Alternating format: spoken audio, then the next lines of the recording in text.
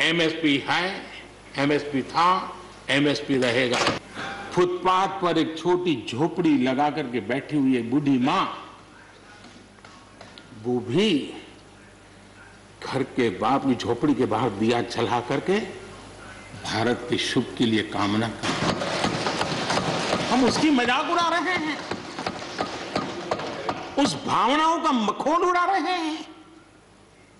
समय है, जिसने कभी स्कूल का दरवाजा नहीं देखा था, उसके मन में भी देश के लिए जो भी दिया जला करके भी देश की सेवा कर सकता हूं तो करूं, इस भाव से किया था। और उसने देश में एक सामूहिक शक्ति का जागरण किया था, अपनी शक्ति का, सामर्थ्य का परिचय करवाया था। लेकिन उसकी भी मजाक उड़ाने में मजा आ रहा है। विरोध करने के लिए कितने मुद्दे हैं जी, और करना भी चाहिए, लेकिन ऐसी बातों में न उलझे जो देश के मनोबल को तोड़ते हैं, जो देश के सामर्थ्य को नीचा आंकते हैं। इससे कभी लाभ नहीं होता है। सदन में किसान आंदोलन की भरपूर चर्चा हुई है। ज्यादा से ज्यादा समय जो बातें बताई गई वो आंदोलन के संबंध में बताई गई। किस बात को लेकर के आंदोलन है उस पर सब मौन रहे। आंदोलन कैसा है, आंदोलन के साथ क्या हो रहा है, ये सारी बातें बहुत बताई गई, उसका भी महत्व है। लेकिन जो मूलभूत बात है, अच्छा होता कि उसकी विस्तार से चर्चा होती। वैसे हमारे माननीय कृषि मंत्री जी ने बहुत ही अच्छे ढंग से कुछ सवाल भी पूछे हैं, उन सवालों के जवाब तो नहीं मिलेंगे, मुझे खातरी है। आदरणीय डॉक्टर मनमोहन सिंह जी यहाँ मौजूद है, मैं उन्हीं का एक कोट आज पढ़ना चाहता हूं। हो सकता है जो यू टर्न कर रहे हैं वो मेरी बात माने या न माने, मनमोहन सिंह जी की तो बात जरूर मानेंगे। There are other rigidities because of the whole marketing regime set up in the 1930s, which prevent our farmers from selling their produce where they get the highest rate of return. It is our intention to remove all those handicaps which come in the way of India realizing its vast potential as one large common market. ये आदरणीय मनमोहन सिंह जी का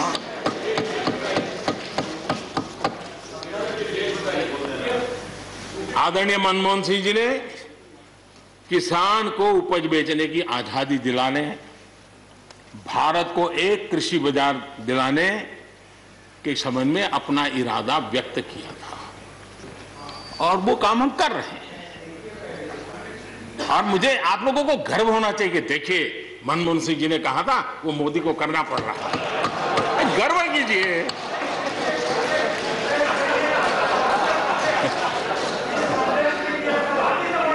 please please. और मजा ये है कि जो लोग पॉलिटिकल बयानबाजी करते हैं उछल उछल करके, उनके राज्यों में भी जब उनको मौका मिला है, इसी में से आधा अधूरा कुछ न कुछ किया ही किया है। हर किसी ने, यहां जो विरोध में दल है उनकी भी जहां सरकारें हैं वहां आधा अधूरा कुछ न कुछ तो किया ही है, क्योंकि उनको भी मालूम है रास्ते का रास्ता तो यही है। और मैंने देखा इस चर्चा में लॉ का जो स्पिरिट है उस पर किसी की चर्चा नहीं हुई है। शिकायत दिया गया तरीका ठीक नहीं था, जल्दी कर दिया, इसको नहीं पूछा, ये रहता है। वो तो परिवार में शादी होती है तो भी फूफी नाराज होकर के कहती है मुझे कहां बुलाया। लगातार किसानों से बातचीत कर रहे हैं, लगातार मीटिंगें हो रही हैं, और अभी तक कोई तनाव पैदा नहीं हुआ है। एक दूसरे की बात को समझने का, समझाने का प्रयास चल रहा है।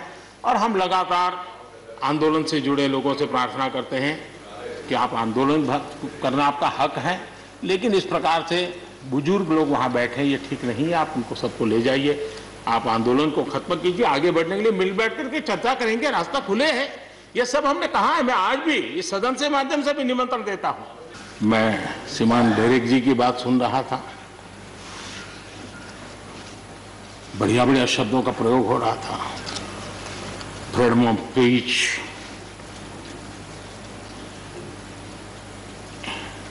इंटिमिडेशन, हाउडिंग। जब शब्द सुन रहा था तो लग रहा था कि ये बंगाल की बात बता रहे हैं कि देश की बता रहे हैं।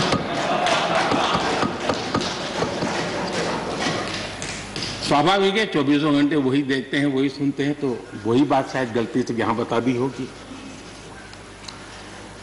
कांग्रेस के हमारे बाजवा साहब भी काफी अच्छा बता रहे थे इस बार, और इतना लंबा खींच करके बता रहे थे तो मुझे लग रहा था बस आप थोड़ी देर में ये इमरजेंसी तक पहुंच जाएंगे। मुझे लग रहा था थोड़ी देर में एक कदम बार बाकी है, वो 84 तक पहुंच जाएंगे, लेकिन वो वहां नहीं गए। खैर, कांग्रेस देश को बहुत निराश करती है, आपने भी निराश कर दिया। सदन में किसान आंदोलन की भरपूर चर्चा हुई है।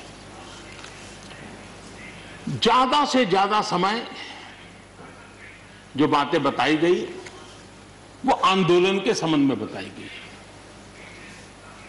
किस बात को लेकर के आंदोलन है उस पर सब मौन रहे। आंदोलन कैसा है, आंदोलन के साथ क्या हो रहा है, ये सारी बातें बहुत बताई गई, उसका भी महत्व है। लेकिन जो मूलभूत बात है, अच्छा होता कि उसकी विस्तार से चर्चा होती। वैसे हमारे माननीय कृषि मंत्री जी ने बहुत ही अच्छे ढंग से कुछ सवाल भी पूछे हैं, उन सवालों के जवाब तो नहीं मिलेंगे मुझे खातरी है, लेकिन उन्होंने बहुत ही अच्छे ढंग से इस विषय की इस सदन में चर्चा की है। हम कोई स्टैटिक अवस्था में जीने वाले लोग थोड़े हैं जी। जब अच्छे सुझाव आते हैं तो अच्छे सुधार भी आते हैं, और सरकार भी अच्छे सुझावों को, और सिर्फ हमारी नहीं, हर सरकार ने अच्छे सुझावों को स्वीकार किया। यही तो लोकतंत्र की परंपरा है। और इसलिए अच्छा करने के लिए अच्छे सुझावों के साथ, अच्छे सुधारों की तैयारी के साथ हम सबको आगे बढ़ना चाहिए। मैं आप सबको निमंत्रण देता हूं, आइए हम देश को आगे ले जाने के लिए, कृषि क्षेत्र की समस्याओं का समाधान करने के लिए आंदोलनकारियों को समझाते हुए हमने देश को आगे ले जाना होगा। हो सकता है कि शायद आज नहीं तो कल जो भी यहां होगा, किसी न किसी को यह काम करना ही पड़ेगा। आज मैंने किया है, गालियां मेरे खाते में जाने दो, लेकिन इस अच्छा करने में आप जुड़ जाओ। बुरा हो मेरे खाते में, अच्छा हो आपके खाते में, आओ मिलकर के चले। ये सारी बातें पिछले 2 दशक से लगातार चल रही है, हर फॉरम में चली है। ऐसा नहीं है कि कोई हमारे आने के बाद हर ने कहा है, और हर एक को लगा कि अब समय आ गया, हो जाए, अब समय आ गया। ये ठीक है, फुटस्टॉप कॉमा कोई इधर उधर हो सकता है, कोई ये दावा नहीं कर सकता है कि भाई हमारे समय की सोच बहुत ही बढ़िया थी। मैं भी दावा नहीं कर सकता हूं कि हमारे समय की सोच बढ़िया है, 10 साल के बाद कोई नई सोच आ ही नहीं सकती। ऐसा नहीं होता है जी। ये समाज जीवन परिवर्तनशील होता है। आज के समय हमें जो ठीक लगा चलो चले, आगे सुधार करेंगे, नई चीजों को जोड़ेंगे। यही तो प्रगति का रास्ता होता है जी। रुकावटें डालने से प्रगति कहां होती है जी। और इसलिए, लेकिन मैं हैरान हूं, अचानक यू टर्न ले लिया भाई, ऐसा क्यों किया? ठीक है, आप आंदोलन के मुद्दों को लेकर के इस सरकार को घेर लेते हैं, लेकिन साथ साथ किसानों को भी कहते हैं कि भाई बदलाव बहुत जरूरी है, बहुत साल हो गए, अब नई चीजों को लेना पड़ेगा, तो देश आगे बढ़ता है।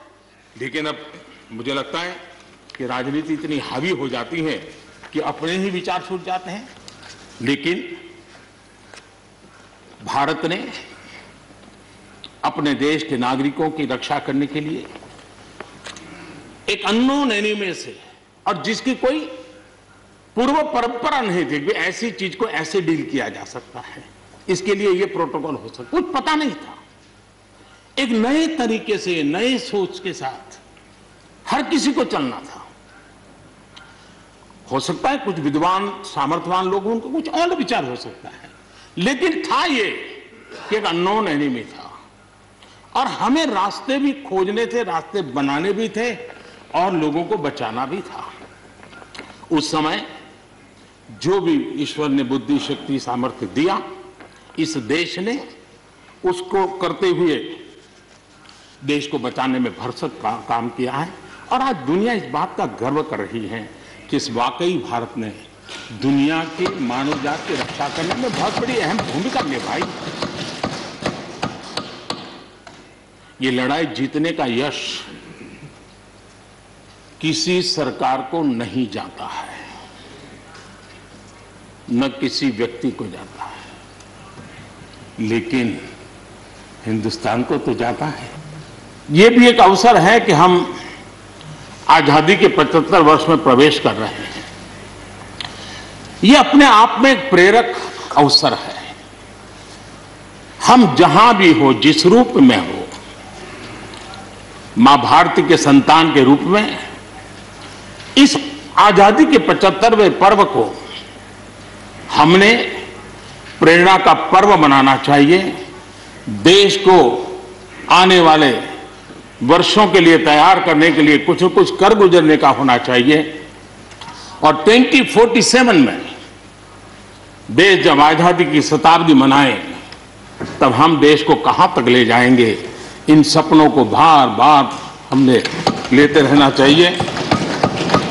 आज पूरे विश्व की नजर भारत पर है, भारत से अपेक्षाएं भी हैं और लोगों में एक विश्वास भी है कि अगर भारत ये कर लेगा, दुनिया की बहुत ही समस्याओं का समाधान वहीं से हो। सदन में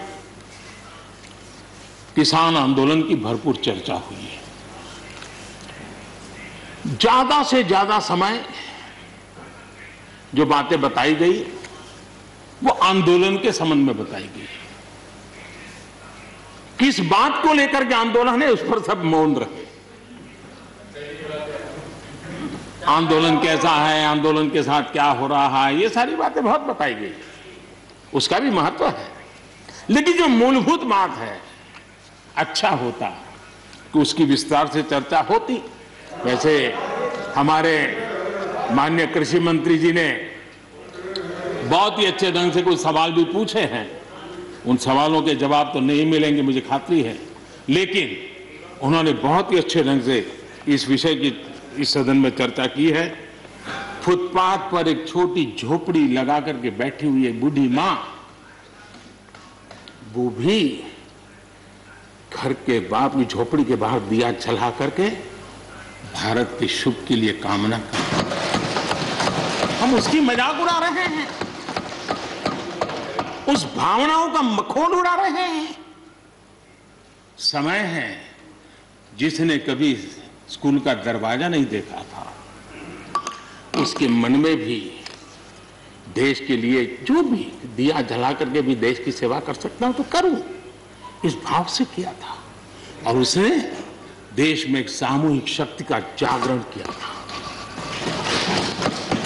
अपनी शक्ति का, सामर्थ्य का परिचय करवाया था। लेकिन उसकी भी मजाक उड़ाने में मजा आ रहा है। विरोध करने के लिए कितने मुद्दे हैं जी, और करना भी चाहिए, लेकिन ऐसी बातों में न उलझे जो देश के मनोबल को तोड़ते हैं, जो देश के सामर्थ्य को नीचा आंकते हैं। इससे कभी लाभ नहीं होता है कि कुछ लोग हमारे खास करके पंजाब के, खास करके सिख भाइयों के दिमाग में गलत चीजें भरने में लगे हैं। ये देश हर सिख के लिए गर्व करता है। देश के लिए क्या कुछ नहीं किया इन्होंने, उनका जितना हम आदर करें उतना कम है। गुरुओं की महान परंपरा को, और मेरा भाग्य रहा है मुझे पंजाब की रोटी खाने का अवसर मिला है। मैं जिंदगी में बहुत महत्वपूर्ण वर्ष पंजाब में बिताए हैं, इसलिए मुझे मालूम है। और इसलिए जो भाषा उनके लिए कुछ लोग बोलते हैं, उनको गुमराह करने के जो लोग प्रयास करते हैं, इससे कभी देश का भला नहीं होगा। और इसलिए हमें इन दिशा में चिंता करने की आवश्यकता है। पक्ष हो, विपक्ष हो, आंदोलनरत साथी हो, इन सुधारों को हमने मौका देना चाहिए और एक बार देखना चाहिए कि इस परिवर्तन से हमें लाभ होता है कि नहीं होता है। कोई कमी हो तो उसको ठीक करेंगे और कहीं ढिलाई है तो उसको कसेंगे। ऐसा तो है नहीं कि सब दरवाजे बंद कर दिए बस। और इसलिए मैं कहता हूं, मैं विश्वास दिलाता हूं कि मंडियां अधिक आधुनिक बने, अधिक प्रतिस्पर्धी होगी। इस बार बजट में भी उसके लिए हमने प्रावधान किया है। इतना ही नहीं, एमएसपी है, एमएसपी था, एमएसपी रहेगा। हम कोई स्टैटिक अवस्था में जीने वाले लोग थोड़े हैं जी। जब अच्छे सुझाव आते हैं तो अच्छे सुधार भी आते हैं और सरकार भी अच्छे सुझावों को, और सिर्फ हमारी नहीं, हर सरकार ने अच्छे सुझावों को स्वीकार किया। यही तो लोकतंत्र की परंपरा है।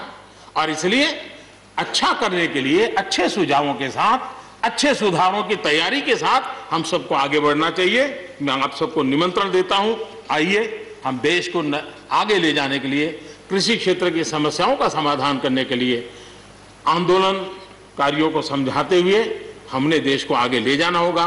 हो सकता है कि शायद आज नहीं तो कल जो भी यहां होगा, किसी न किसी को यह काम करना ही पड़ेगा। आज मैंने किया है, गालियां मेरे खाते में जाने दो, लेकिन इस अच्छा करने में आप जुड़ जाओ। बुरा हो मेरे खाते में, अच्छा हो आपके खाते में, आओ मिलकर के चले। एक नया मैं चीज देख रहा हूं, देश प्रगति कर रहा है, हम एफडीआई की बात कर रहे हैं, फॉरेन डायरेक्ट इन्वेस्टमेंट, लेकिन मैं देख रहा हूं इन दिनों एक नया एफडीआई मैदान में आया है। ये नए एफडीआई से देश को बचाना है जी। एफडीआई चाहिए, फॉरेन डायरेक्ट इन्वेस्टमेंट, लेकिन ये जो नया एफडीआई नजर का आ रहा है, ये नए एफडीआई से जरूर बचना होगा।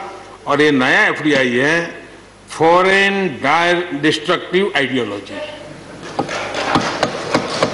Foreign destructive ideology. और इसलिए इस एफडीआई से देश को बचाने के लिए हमने और जागरूक रहने की जरूरत है। जल हो, थल हो, नभ हो, अंतरिक्ष हो, भारत हर क्षेत्र में अपनी रक्षा के लिए अपने सामर्थ्य के साथ खड़ा है। सर्जिकल स्ट्राइक हो या एयर स्ट्राइक, भारत की कैपेबिलिटी को दुनिया ने देखा है। एक बात सही है कि आर्थिक क्षेत्र में भी आज भारत की जो एक पहुंच बन रही है, कोरोना काल में दुनिया के लोग निवेश के लिए तरस रहे हैं। सारी बातें बाहर आ रही हैं, लेकिन भारत है जहां रिकॉर्ड निवेश हो रहा है। सारे तथ्य बता रहे हैं कि अनेक देशों की अर्थस्थिति डामाडोल है, जबकि दुनिया भारत में डबल डिजिट ग्रोथ का अनुमान लगा रही है। एक तरफ निराशा का माहौल है तो हिंदुस्तान में एक आशा की किरण नजर आ रही है। ये दुनिया की तरफ से आवाज उठ रही है। आज भारत का विदेशी मुद्रा भंडार रिकॉर्ड स्तर पर है। आज भारत में अन्न उत्पादन रिकॉर्ड स्तर पर है। भारत आज दुनिया में दूसरा बड़ा देश है जहां पर इंटरनेट यूजर है। भारत में आज हर महीने 4 लाख करोड़ रुपए का लेन देन डिजिटली हो रहा है, यूपीआई के माध्यम से हो रहा है, यूपीआई के माध्यम से। याद कीजिए, यहां के इसी सदन के भाषण में सुन रहा था 2 साल 3 साल पहले, लोगों के पास मोबाइल कहां है, टिकना कहां है, लोग डिजिटल कैसे करेंगे। ये देश की ताकत देखिए, हर महीने 4 लाख करोड़ रुपए। आज कोरोना ने भारत को दुनिया के साथ रिश्तों में एक नई ताकत दी है। जब शुरुआत में कौन सी दवाई काम करेगी, वैक्सीन नहीं थी, तो सारा विश्व का ध्यान भारत की दवाइयों पर गया। विश्व में फार्मेसी के हब के रूप में भारत उभर करके आया। 150 देशों में दवाई पहुंचाने का काम उस संकट काल में भी इस देश ने किया है। मानव जात की रक्षा के लिए हम पीछे नहीं रहे। इतना ही नहीं,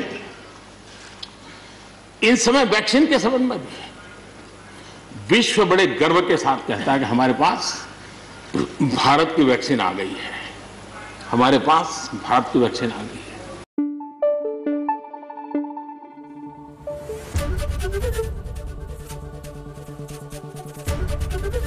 एबीपी न्यूज आपको रखे आगे।